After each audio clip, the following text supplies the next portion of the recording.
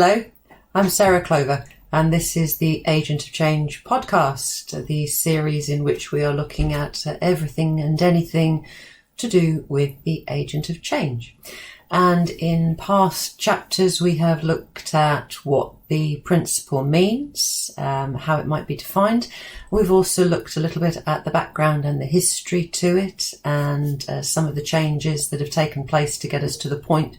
where we are now. What I wanted to look at in this chapter is something more practical, and to consider at this particular point in time how the Agent of Change is actually being used, and particularly on this occasion, who might want to get involved with the Agent of Change, who might find it crossing their path or their desk as a relevant topic, and how those people might want to deal with it. So that is the subject matter of today's consideration. And we know that the Agent of Change policy is reflected principally in the NPPF, National Planning Policy Framework, paragraph 182 as a first point of call, perhaps a little bit of paragraph 180 as well. And that is where we see the principle looking at the impact that development might have on local businesses and any unreasonable effects that might take place because people are moving into that area. So that is what it's all about.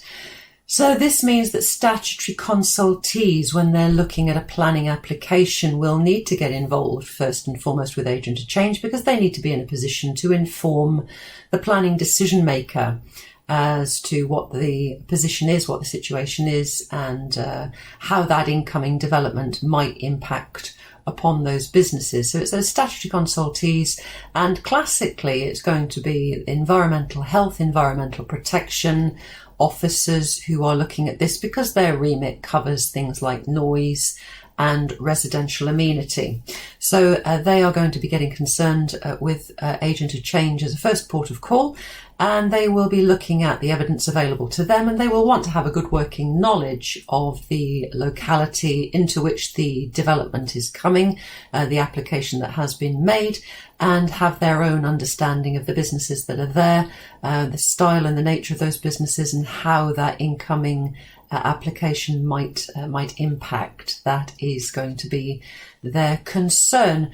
And of course, that's going to be more than a desktop exercise so far as those officers are concerned. And it may be that there are other consultees that are concerned as well. But primarily, environmental protection, environmental health officers are going to want to look at the noise reports, the acoustic reports that are being provided, and their own local knowledge as well. Now, this is where a relationship arises between three different departments within the local authority: the planning department that needs to look at the application, and the environmental protection or health department that are going to be providing that feedback and the advice. And then, of course, there's the licensing department as well that will have been responsible for granting the license or the authorization for some of the key businesses that we're concerned with to be there in the first place, and to have their license to make noise, to make music, to have people visiting, and so on. And now sometimes those three departments do not liaise together and harmonise as well as perhaps would be possible or desirable. And that's something we're going to be looking at in another chapter in and of itself. But those three departments are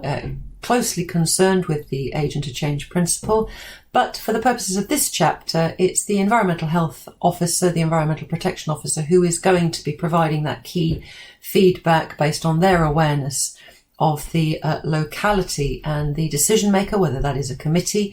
whether that is an officer with delegated powers, it might even be a planning inspector or a court if matters have got that far, will be looking for that source of information to know what the situation is.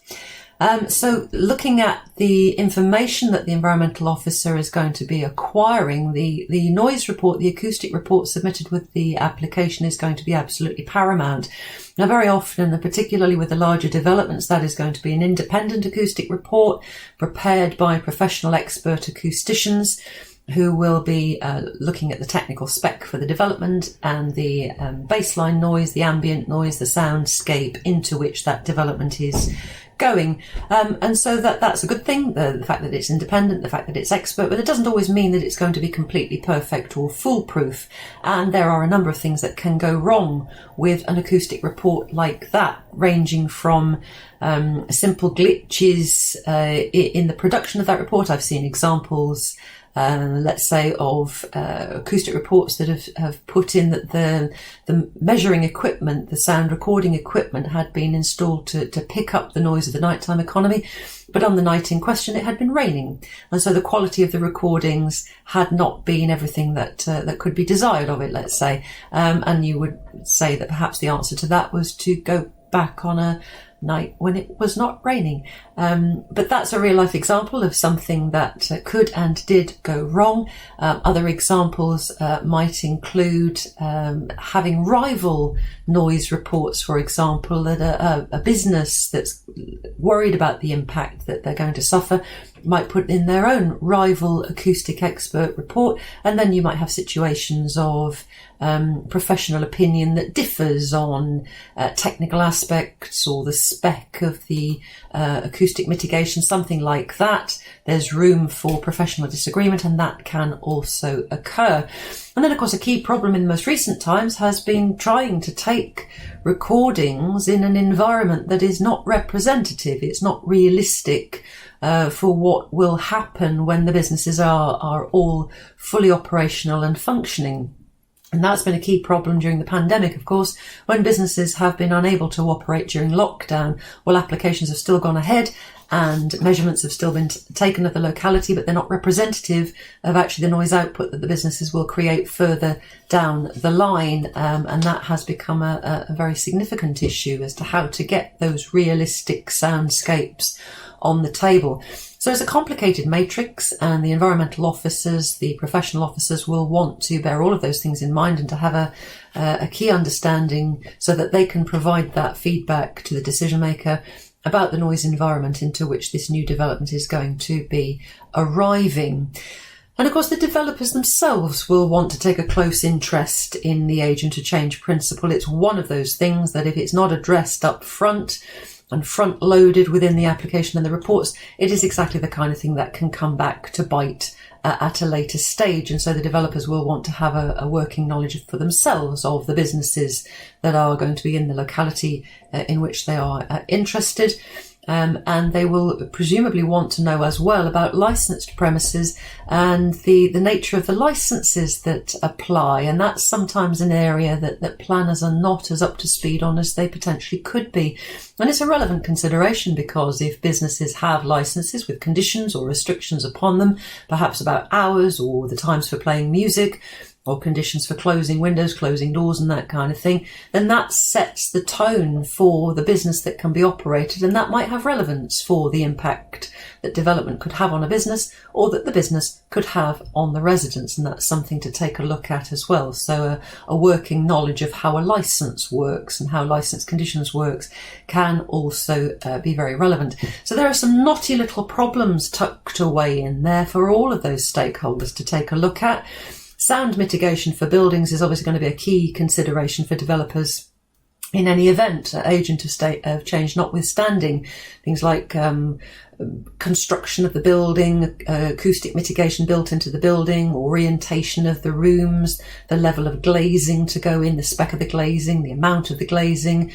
which way it faces, all of those sorts of things. Things like mechanical ventilation, for example, are all considerations that the design of the residential units will want to take into account. And it is possible to make residential units almost completely soundproof, but that doesn't necessarily lend itself to residential amenity either. Sometimes the ability to open a window is a key component of residential amenity for its own sake, for ventilation, but also simply to have that sense of openness in a building. Soundproof boxes are sometimes frowned upon by decision makers, even by policy, for not lending that degree of residential amenity that is required. Even planning inspectors sometimes will reject that approach. And then, of course, if residents can open windows, then the level and the spec of the glazing becomes less relevant, because that can be bypassed simply by opening the window. And if residents can do it, then the chances are that they will. And to rely upon them not to do it just because there's a noise source outside is not necessarily a safe way forward. It's an ambitious approach to assume that residents will always mediate for themselves the amount of noise that they're going to allow to intrude upon them, and sometimes they don't. Sometimes they open their windows because they want to, and then complain about what they can hear outside, and that's a real life conundrum, and one that crops up time and time again in real life cases. There is also the factor, of course, that sound mitigation, this kind of acoustic attenuation, can be very expensive, and that is something that a developer will want to take into consideration when speccing up their development, their building, because there may come a time where there are viability issues in terms of how much the build is going to cost and how much money it will make, and that is not an uncommon consideration at all. And there are a competing list of items and requirements that a development might need to offer, and sometimes the compromises have to be made because they simply cannot afford to provide everything on that list, and that is a situation in which agent of change mitigation can lose its priority to something that is regarded as more important, and perhaps the requirement for the housing and the development is very highly prized, and so those compromises have to be made. And that is why, as a policy measure, sometimes agent of change can demonstrate that weakness in protecting the businesses that surround it.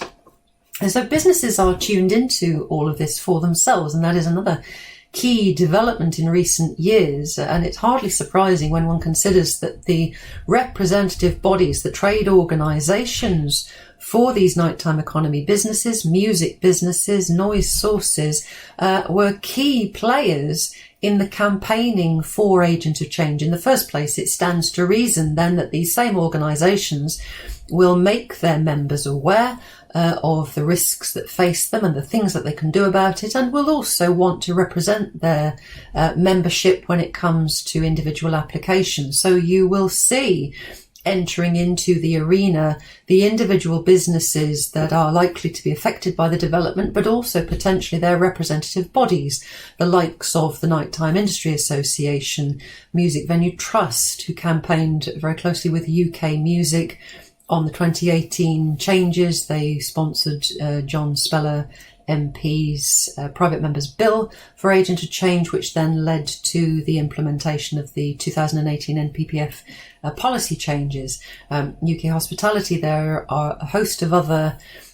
representational organisations who are very clued up about agent of change, and they're not slow to inform their members of the issues that arise, and hence you get businesses that know what it means when a blue notice goes up near to their venue, and they are very likely to get involved in that arena and put forward their representation and sometimes their objection if they judge that the incoming development is going to have a negative impact on their business. And so you will find them very frequently taking a very active role in that application process, raising agent of change if it hasn't been raised already, sometimes putting in their own acoustic reports to demonstrate the impact that they feel they might have on the incoming residents, and therefore the danger of a complaint being made against them, which of course is at the heart of agent of change. And so all of these players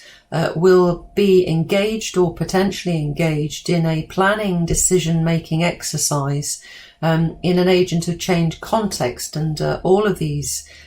operatives, all of these players have the potential to change the outcome of a planning application using this tool of agent of change, which is why it really does need to be placed at the forefront of consideration, and a good working understanding sought and obtained of what it can do and what it means. How these different individuals, these different players can use agent of change in these different situations will be the topic of a forthcoming chapter. But that is a rapid consideration of who may want to get involved with agent of change And that will do for this session. So thank you very much for watching. I'm Sarah Clover from King's Chambers, and this is the Agent of Change podcast.